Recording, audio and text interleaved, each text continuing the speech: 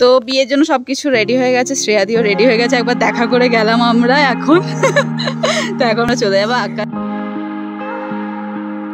তো কালকে সন্ধ্যাবেলা চলে এসেছি আমরা শ্রীরামপুর, এখন আছি আমরা সুমনের ঘরে। তো একটু পরে এখান থেকে বেরিয়ে আমরা যাব চুচুড়া বিকেলের নাগাদ। তার আগে এখন যাব একটু শ্রীরামপুর ঘুরতে।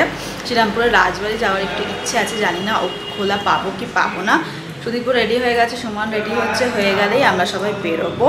তো চলো আজকের দিনটাকে স্টার্ট করি। অনেক প্ল্যানস আছে আজকে, কুনালদাদের সাথে সবার সাথে দেখা হবে, যা হবে না হবে সব কিছুই শেয়ার করবো।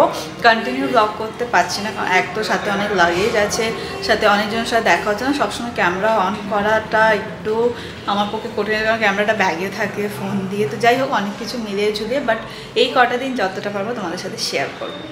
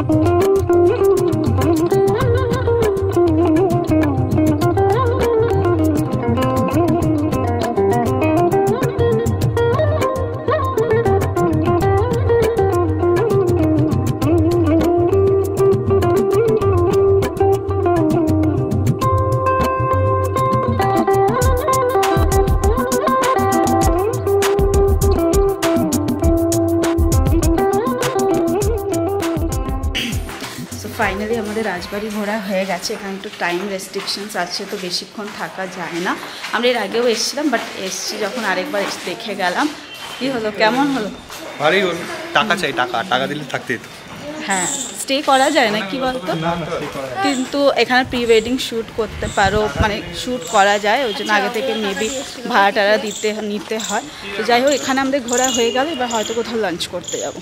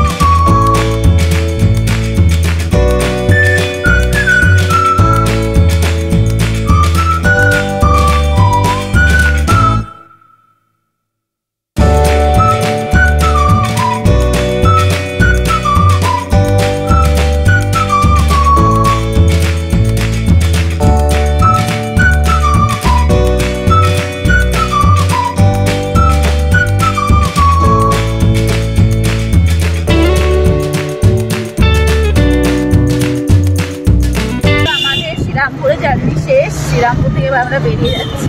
5:30টার সময় লোকাল আছে, অনেকগুলো লোকাল আছে, যেটা পাবো সেটাতে আমরা চলে যাবো। এবারে আমাদের বিয়ে বাড়ির মজা শুরু হবে ধীরে ধীরে। তো এখন আমরা যাচ্ছি স্টেশন।